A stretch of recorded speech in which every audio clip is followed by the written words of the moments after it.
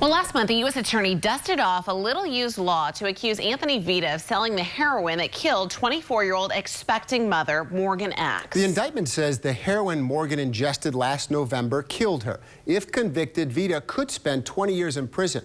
Now, Morgan's mother, Dina X, told me she hopes it sends a message to the drug dealers that they will be held accountable for their dealing of this poisonous substance. Dina is tonight's up-close interview. We caught up with her during a busy week of public speaking, where she's working to make sure her daughter's death is not in vain. 6 short months ago, my life was shattered into a million pieces. Dina X speaks so the death of her daughter is not in vain. It's either jails, institutions, or death is typically what happens to these kids, and unfortunately that's the reality of it now. And especially now with the laced stuff that's out there on the street, the fentanyl, and, you know, Morgan did one bag of heroin, and it killed her. So this was going to be the baby's room, so I decided to just make it a room that I could sit and pray and think about Morgan. And Dina now spends quiet time in the room that was to be a nursery for the baby her daughter Morgan was carrying. the most memorable thing about Morgan is how funny she was. Really? Yeah, she was a really funny girl, yeah. Which sounds like that almost leaves even a bigger hole behind, doesn't it? Yeah. Yeah, I miss hearing her laugh and seeing her smile. And There's nothing about your description of her that wouldn't make me think of somebody who's going to die of a heroin-related drug overdose. Mm-mm. No, she really was just a normal kid. And, you know, that is when I go to the schools and talk to the kids, that's what I say. She was just like you. You know, she was the girl you'd want to take to the prom, or the girl you played softball with or volleyball with. She was just like you. The girl that was just like you took her first doctor-prescribed Xanax at 17 for severe anxiety. Then a friend offered her OxyContin. Her teens and early 20s were filled with ups and downs, battles with heroin addiction, rehab, bad times, and good. Where was Morgan in her life, say 6 months before she passed away? She was doing great. She was had been on the Vivitrol therapy, but went off of it because she was pregnant and didn't want to be on Suboxone or methadone. Didn't want the baby in withdrawal when he was born. But the fact of the matter is that Morgan's case is the perfect demonstration of the progressive and insidiousness and cunningness of this disease, that when you go off the medication-assisted therapy that curbs those cravings, post-acute withdrawal with heroin can last up to a year.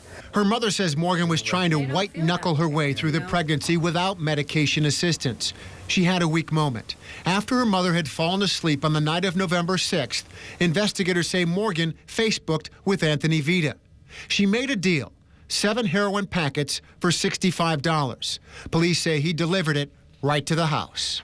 And you had no way of knowing that night that she had made this connection? Nope. I had no way of knowing. And then I woke up the next morning and I was having a cup of coffee and I said, and I said, oh, I better wake up Morgan for work. And I went in there and she was gone. And that was the worst moment of my life. Court documents show after making the delivery, Vita Facebooked again, asking if Morgan was all right. The next day, asking what happened last night. Lab testing showed the heroin was laced with fentanyl, a deadly combination. The medical examiner wrote Morgan X died of acute opiate intoxication. Because he knew. You know, he knew. What he gave her. He knew he gave her it, and he knew, and then he panicked, and then 3 days later he left town.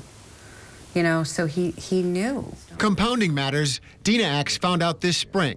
Police used Narcan to revive Anthony Vita from a heroin overdose just 2 days before selling to Morgan.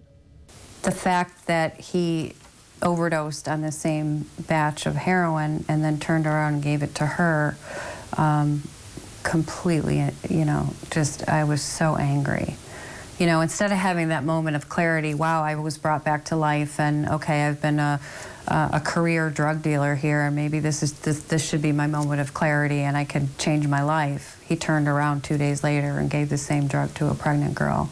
A pregnant girl who seemed to have left her darkest hours in the past. That's that picture I told you I took when she said, "Mommy, I finally feel normal. Yeah, I finally that's feel good." That's the picture when the Vivitrol started to kick in, and I said, "Oh." Dina tells other parents it's okay to raise the bottom for their kids suffering through addiction, because rock bottom can mean death when it comes to heroin. It's a plague. It's an epidemic, and I'm glad we're talking about it, but now we need some solutions. Dina X was encouraged that Governor Cuomo has assembled a task force on heroin and opioid abuse. They met in Syracuse just yesterday. Dina refers to the heroin-fentanyl mix that killed her daughter as poison.